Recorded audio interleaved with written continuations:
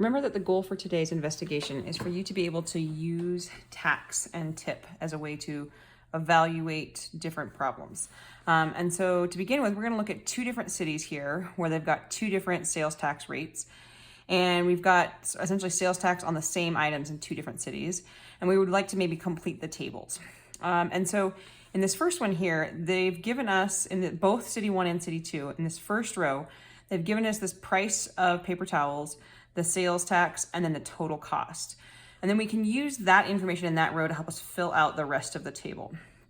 So one way I might go about approaching figuring out what percentage is the actual sales tax that applies, whether it's to paper towels or lamps or gum or soap, is to think about this comparison of this part to a whole.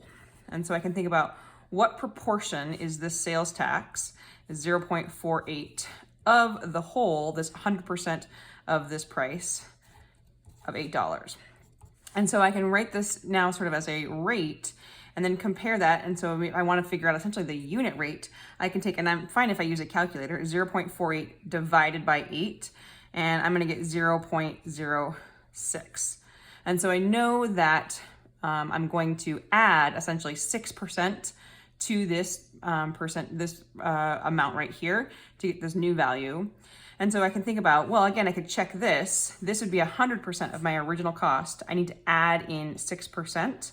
And so if I take 8 times 8.0 times 1.06, remember that 1 representing the 100%, that 0.6 representing the sales tax percentage I just established.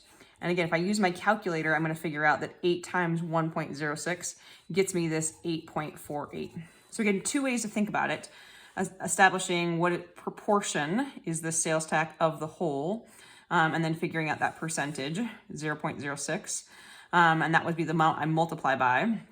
And then I also can figure out, okay, if I know that my initial value is 100%, I can add that 0.6 in and multiply those two numbers together.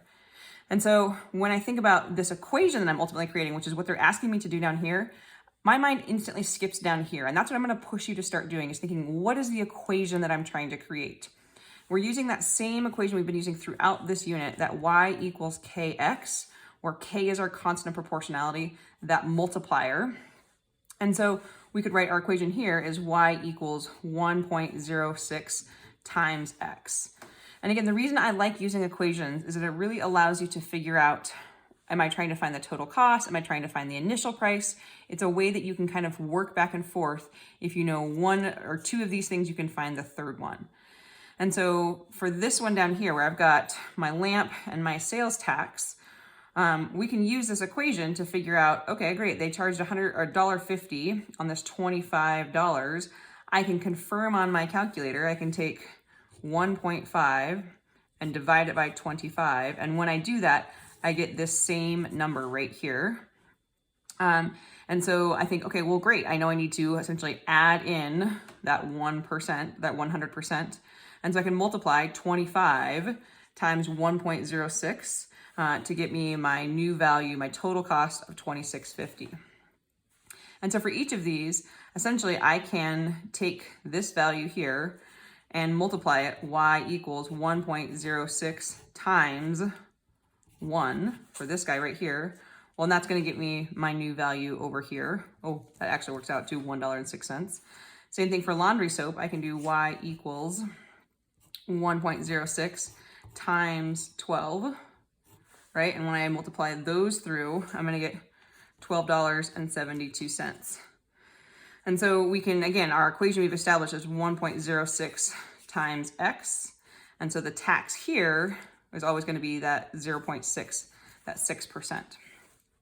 And so now I'm stuck with, okay, well, how do I figure out, well, what's the tax of each of these?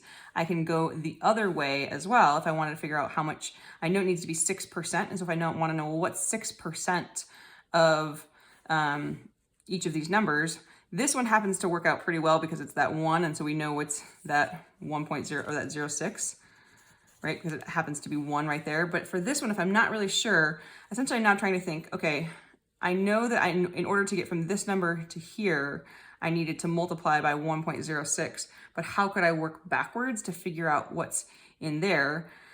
Well, I can also just subtract in this case, right? I'm figuring out that difference. That would be 0.72 to find the difference between those two. And that's usually the easiest, is if you know the original price and the new price, just subtracting to find the difference is the easiest way to sort of say, okay, that's how much in dollars 6% represents.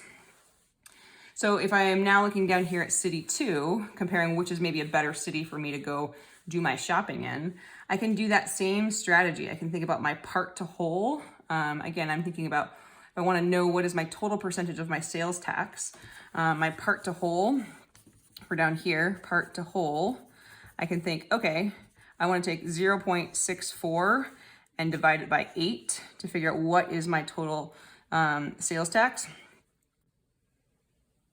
And then this is where I can take my calculator, and once I've divided 0.64 divided by 8, I'm going to get 0.08. And so I know that every time I'm going to multiply my original price by 1.08, so 100% plus this 0.8 will get me my new value. And so my equation that I'm going to write, again, my constant of proportionality, that y equals kx, well, I need to add in that 1, right? So it's 1.08. And so my equation, I can write 1.08 times x.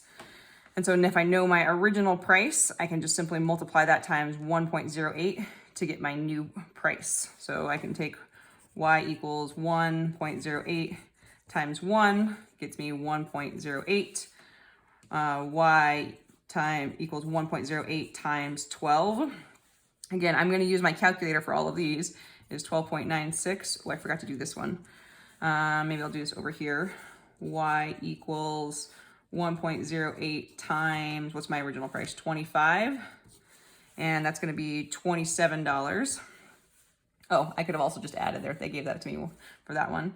And so I know, again, my equation I'm thinking about every time I'm multiplying 1.08 times x. And then for this one, again, my sales tax is that 0.08. So to fill out these ones, I think the easiest way is simply to subtract.